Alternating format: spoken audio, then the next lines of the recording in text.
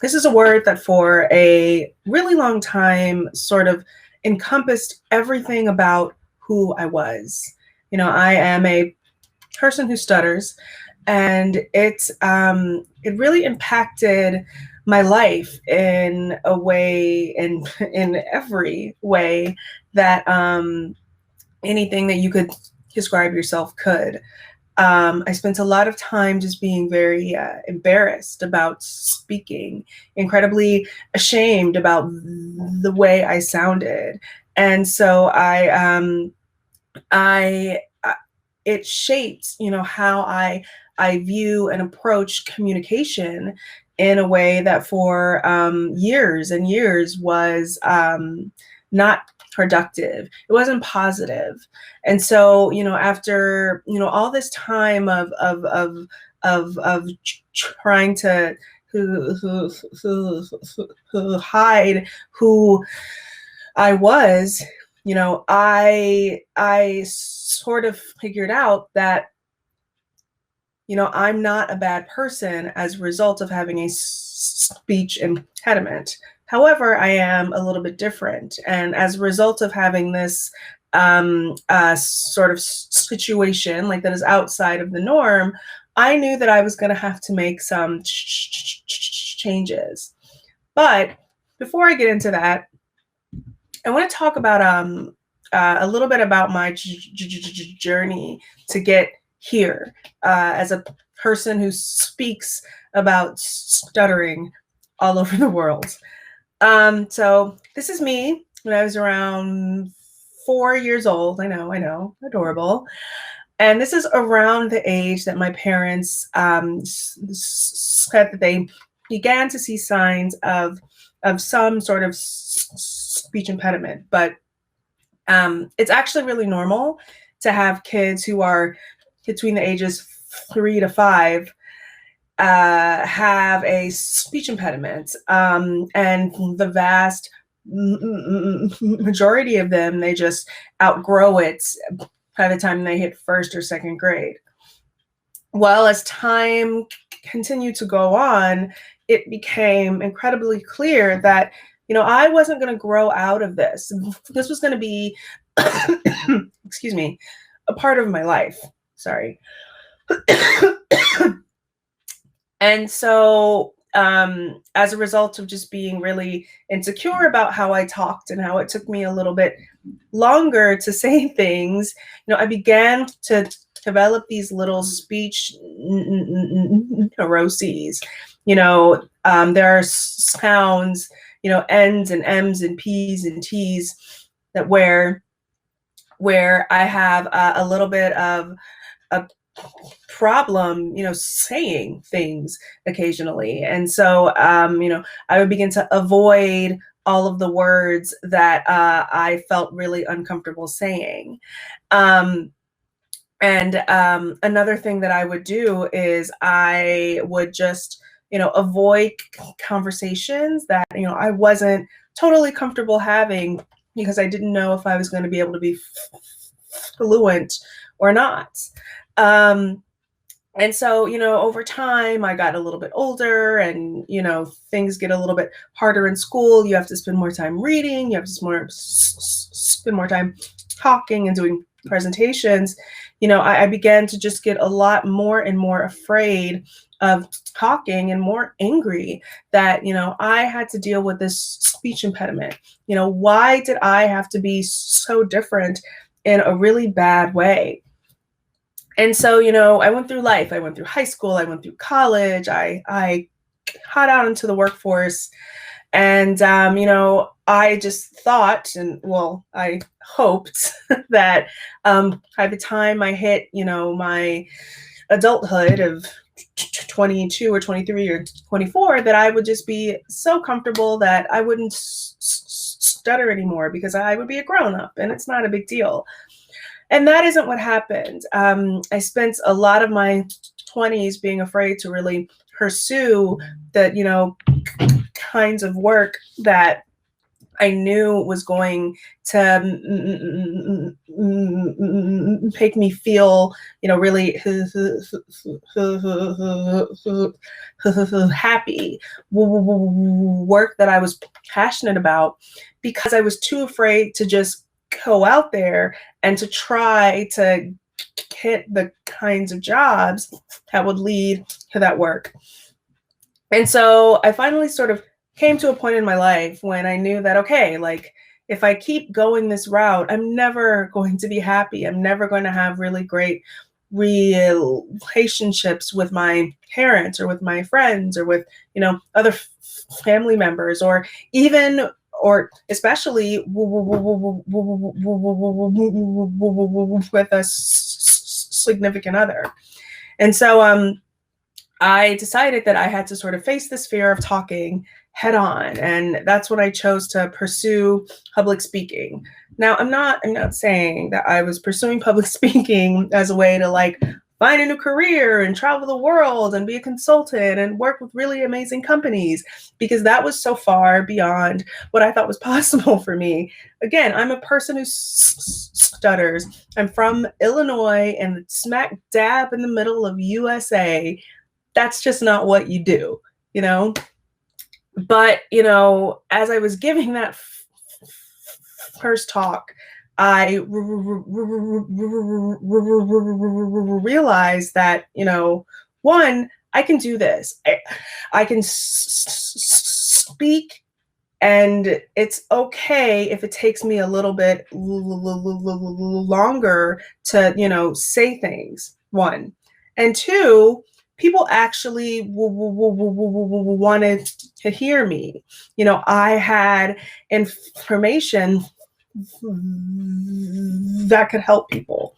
And those two things had never dawned on me before until I began to pursue public speaking. And so now,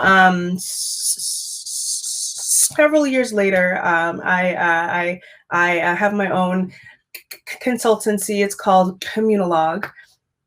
And I work with companies, conferences, and organizations on, improving team communication, collaboration, and inclusion, through engaging empathy actions. I also give talks at companies and conferences all over the world, and stuttering, it turns out, that thing that was, so overwhelmingly shameful, and that, forced me to be quiet for so long. It's actually the thing that is the most important component of teaching people like you, one, how to properly engage empathy, and two, how to create a culture of inclusion anywhere that you go.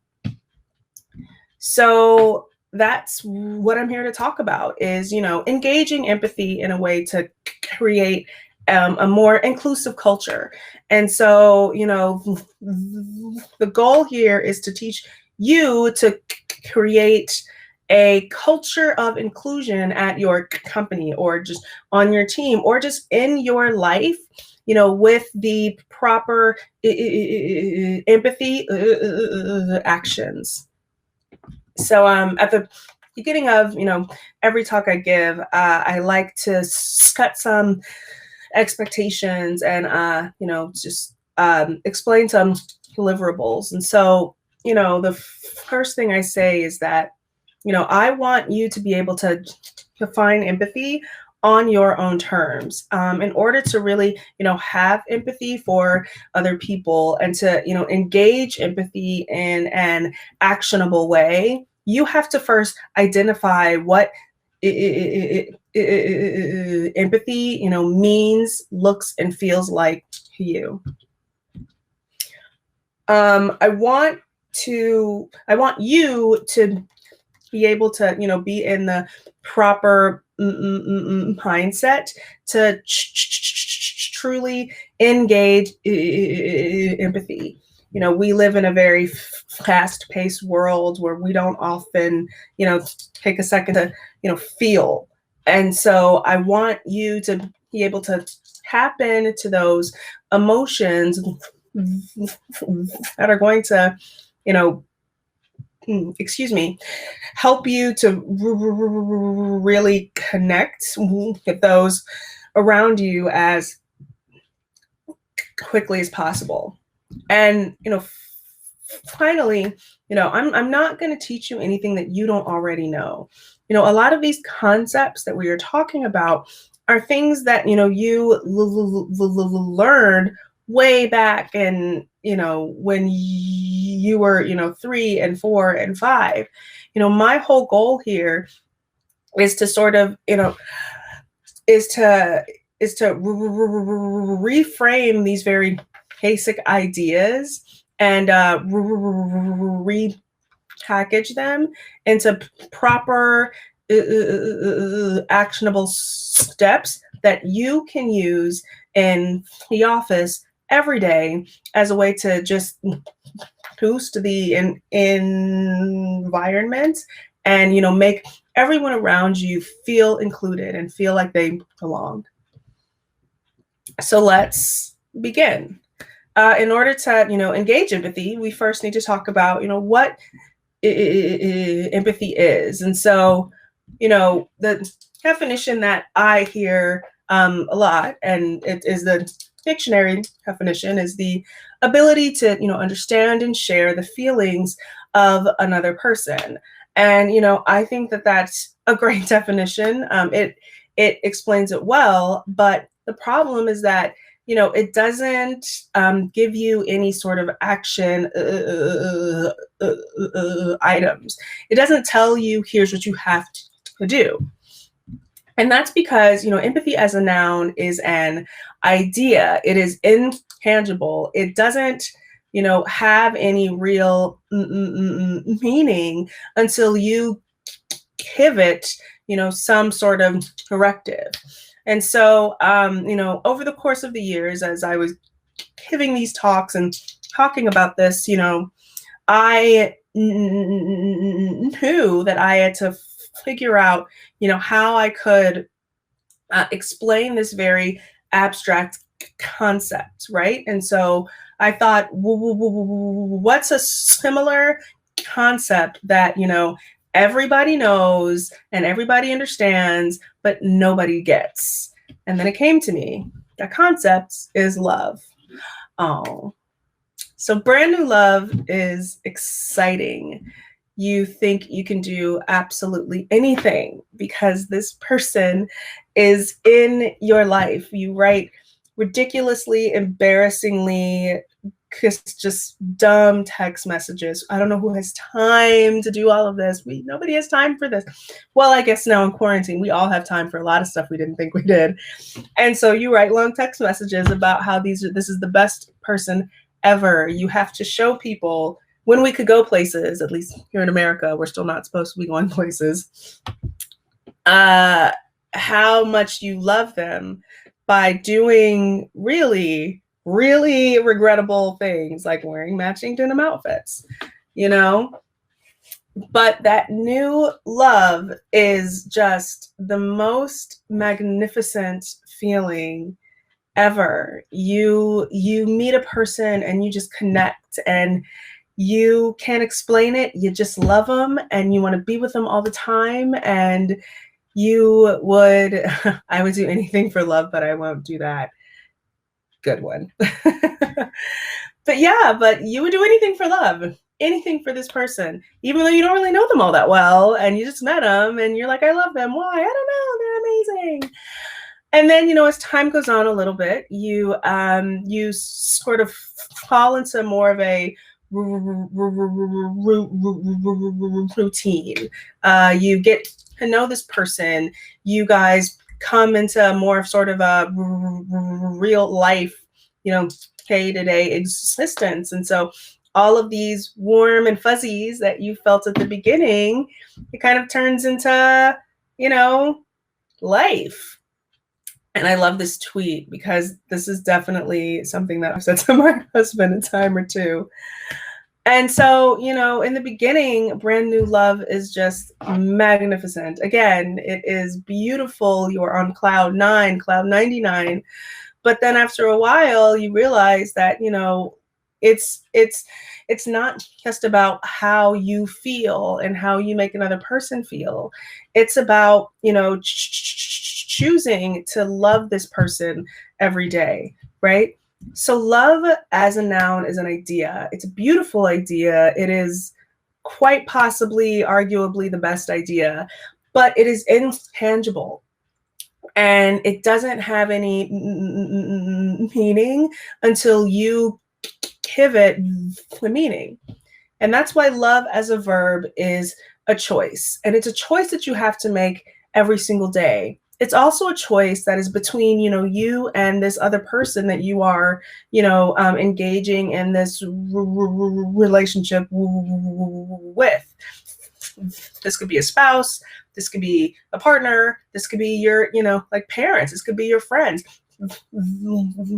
This could be anybody, right? Not every single person is going to feel loved with the same things that other people will feel loved by, right?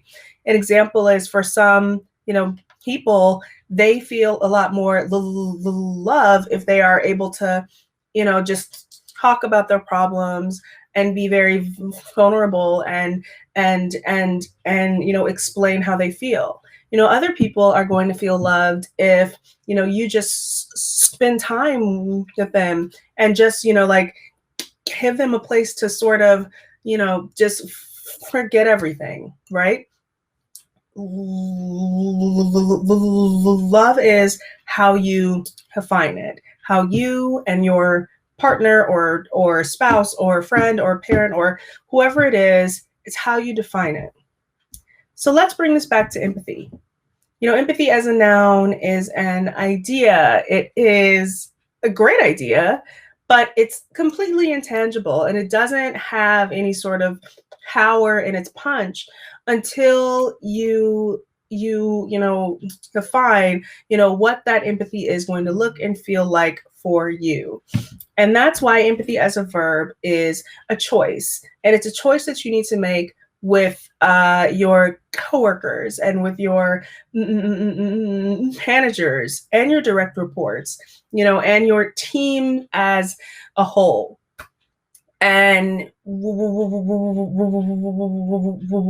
you choose empathy, when you define empathy, you are going to create or be on a very quick path to creating an incredible culture on your team. So let's talk about culture for a moment. And I want to say just a little bit more about this course that I made for LinkedIn. I promise this is not a shameless plug and it's a story, but if you want to watch it, it is free. Shameless plug. So I made this course. It's called Communicating with Empathy. And if you kind of see this, finished product, it's amazing. It's incredibly professional. I mean, like they really, work with very like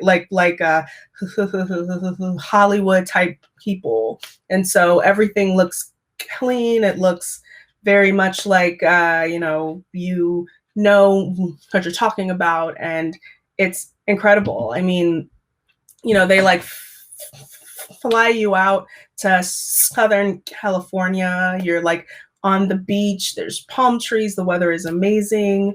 They created, like my own set, and it was just for me, and it was awesome. I had like this professional, hair and makeup person come in and make me look beautiful. And you guys, I felt like Beyonce. All right. I thought I was doing it.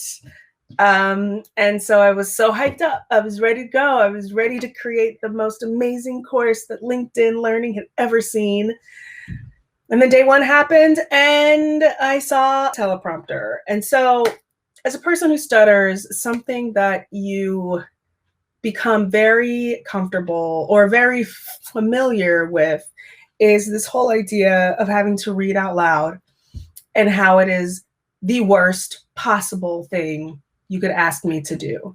So I spent like most of my school-age years being terrified of having to stand up and read that paragraph in school, because every single day in almost every single class you have to stand up and read in, you know, a lot of the American schools. And it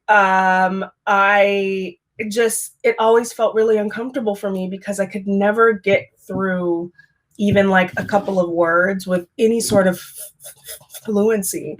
I was always struggling to get, you know, certain words and phrases out. And so, you know, I thought all these years later, you know, I'm amazing. I've traveled the world. I've given talks at big companies, and I can read a little teleprompter. Wrong.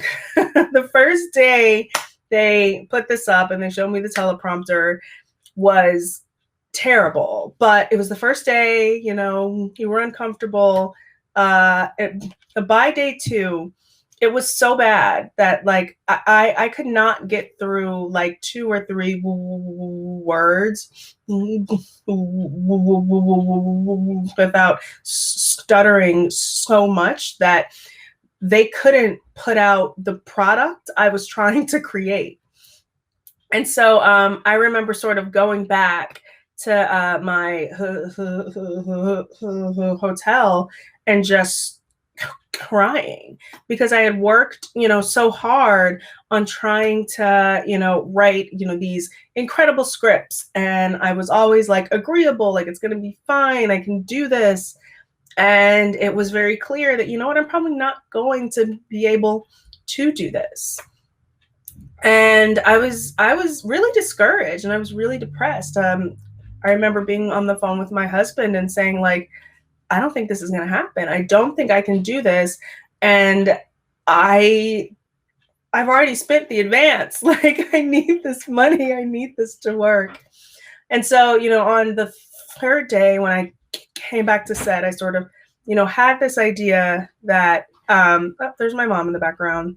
Wave hi, Mom. Mom, there she is. I'm at my parents' house, so this is this is what's going on. They say hi, Mom. Okay. There's a lot of them. Well, I'm at my parents' house. You know, anything can happen. You know, in the world of Corona, this is what can happen. And so, you know, on the 3rd day, I came back to set and I said, okay, look, I have an idea. I would like to try this. And so I said, you know, can you guys just not be in the room? Is there a way that it could just be me and the camera and like all of the lights? Like if I'm by myself, I would probably feel just a little bit more comfortable and a little bit more relaxed, enough to just be a little bit more fluent. And they said, sure. And so everybody left the room and they set it up. So I was able to, you know, be by myself in the room.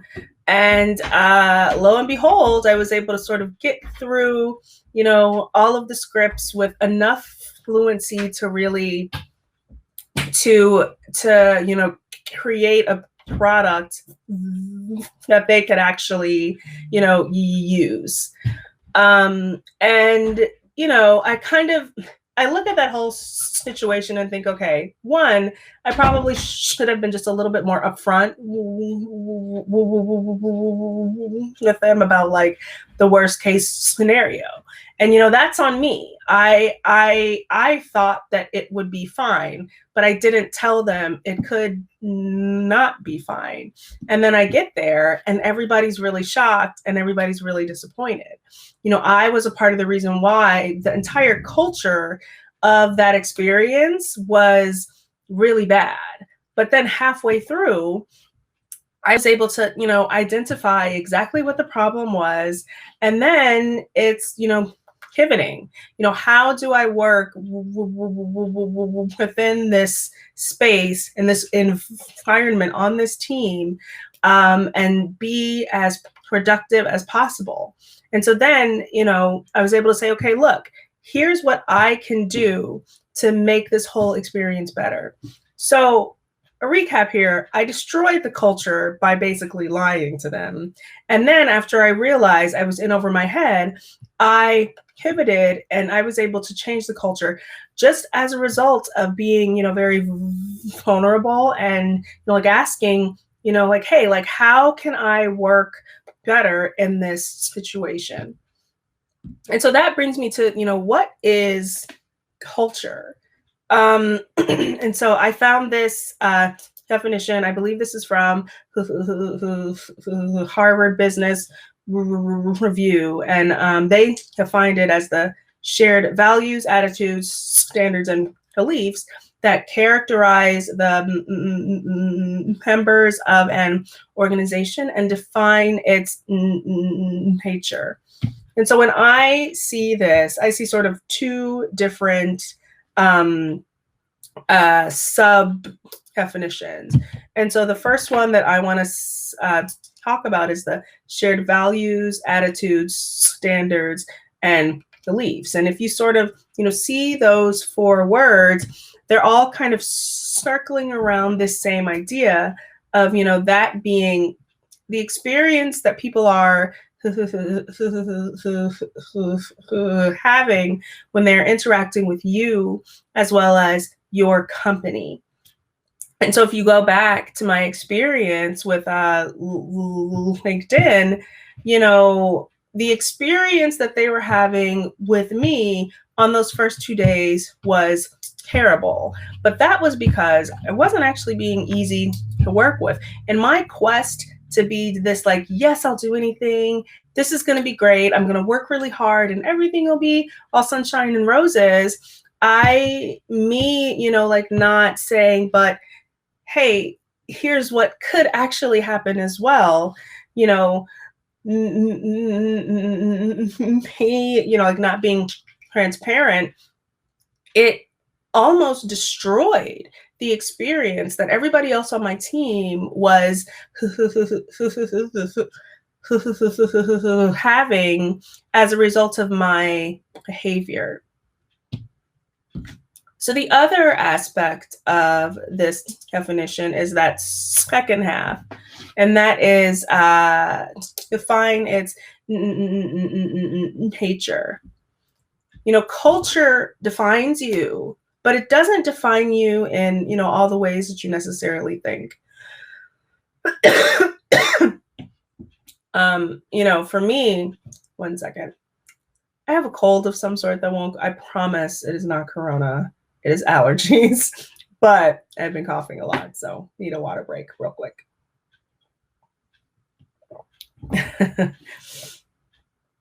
So, you can't, culture defines you. However, if you, create a good community, then culture really is going to take care of itself. And that's why culture cannot exist without first creating a good community. And so community, as is defined, is, a feeling of fellowship with others as a result of sharing, common attitudes, interests, as well as goals. And so I just wanted to give you just a few examples of, companies, organizations that have created the communities inside of their walls that have really defined their cultures outside of their walls. And so here are a few. If you think of TED, it's, ideas worth spreading. And so the community that they have built inside of TED is that, they are going to invite the most, fascinating or the, smartest or the funniest or the weirdest, whoever, speakers from all over the world.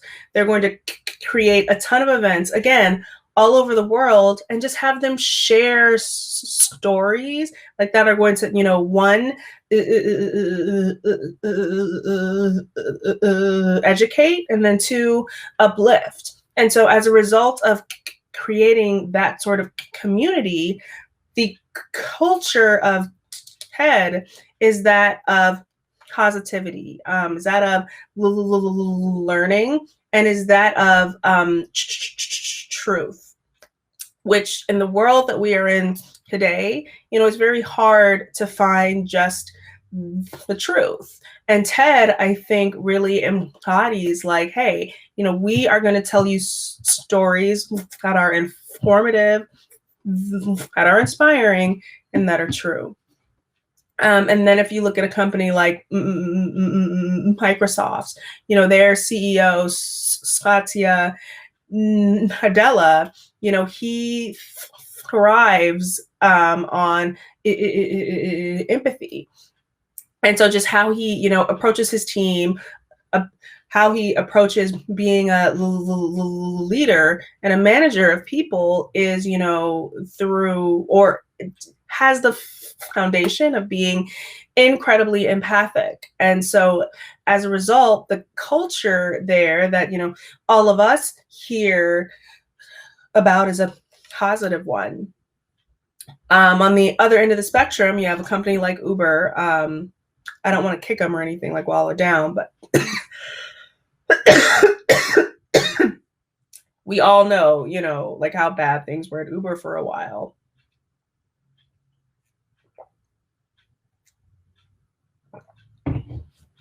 And so, the actions of just a few people or however many people inside of that community, it turned the culture into just one of overall bad.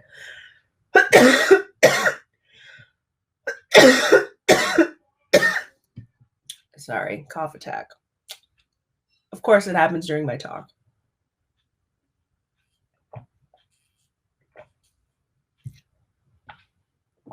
'Tis the season indeed. I think that's very. And so the big things are going to define your culture, right? But the small things that, little everyday actions are going to create your culture. And so it's the small things, those, everyday actions that are going to help you either improve your culture or completely destroy it. And so how do you do that, right? Like, what are those small everyday actions that are going to help you to one, build a great community, and two, to find a culture of all of the good things that you want your culture to be known for. And that's with empathy. And so, I talked a lot at the beginning of this talk about, engaging empathy and, finding the empathy actions that are going to be the most impactful, and creating a really inclusive culture. And so, I do have a term for these. I call these my key empathy behaviors. And now I'm not saying that these are the only things that you are going to be doing. I'm saying that the vast majority of the behaviors that we considered empathetic are going to sort of fall under these three main categories. And these categories are patience, perspective, connection. And so we're going to start with patience. And for me, patience is the foundation of empathy. And by patience, I mean just being present. Again, we live in a very fast-paced world. It's very easy to see, and alert on your phone about what's, going on Twitter. And, oh, I have an email. And, oh, wait, I wanted to see that thing on Instagram. And I have a text message. Oh, my mom's calling. Excuse me. There's so many things going on constantly that it's hard to just be present in our, everyday lives. And so you have to be present. And that means a lot of times to just stop. I mean, again, stop what you're doing, put down your phone, ignore everything else that's going on around you, and just focus on the task or the person that is in front of you. And if you begin to get, a little bit antsy about, not being able to engage in other things as you're engaging in the most important thing, which is the one that's in front of you, I want you to remember the why of this interaction. And if you constantly think, okay, I'm here, I'm talking to this person because of blank, it's going to be a lot more advantageous for you to stay focused and stay patient and stay calm and rooted in the current situation. The next one is perspective. And I call perspective the root of understanding. A thing that I like to remind my clients is that, you don't have context for every single thing that's going on in everyone's life around you. This coworker who's being a little bit short with you, it could be that, he has a kid at home that just puked all night, and he has a mom who has cancer, and his wife is out of town on a business trip, and he's just exhausted and overwhelmed. You have no idea what's going on in, other people's lives. And so if you just remind yourself that you don't know everything, it's going to be a lot easier to sort of go with what's, going on with you and this person, and to, approach this conversation from a place of compassion, from a place of understanding. And then I also say to think before you speak. Again, if you don't know everything, if you don't have context for everything, then, and you're also patient, then, it was key empathy behaviors, Ileana, beautiful name. Thinking before you speak is going to be important because it is going to help you sort of, reframe or just evaluate what you were going to say from a place of understanding. And, you want to eliminate as many biases as possible. And so the thing that I like to do is to repeat what the person said to me. And I do this for a couple of reasons. One is to, have clarity on exactly what the person said. And two is to filter it through my biases, right? We often don't hear what people say. We hear we hear our opinion of what people have said. And so by repeating it, we're, doing a better job of hearing exactly what they said. I'm going to do a quick publish of the Q&A question I just got. I think I did it wrong. Whoops. I'm sorry. I'm trying really hard to do the Q&A. Let's see if I can find it over here somewhere. Oh, there it is. There it is. It's key empathy behaviors. So there you go. All right, back to the presentation. And the final thing that I want to tell you about is connection. And connection is the real reason why we communicate. Things that I want you to keep in mind here is that, every interaction, every conversation is its own entity. You are, having a conversation with someone, and, the beginning of it and the end of it are its own things, right? Every conversation that you have is going to lay the foundation for the next conversation that you have. If you had a bad conversation before, it doesn't mean that, like, this conversation is also going to be bad.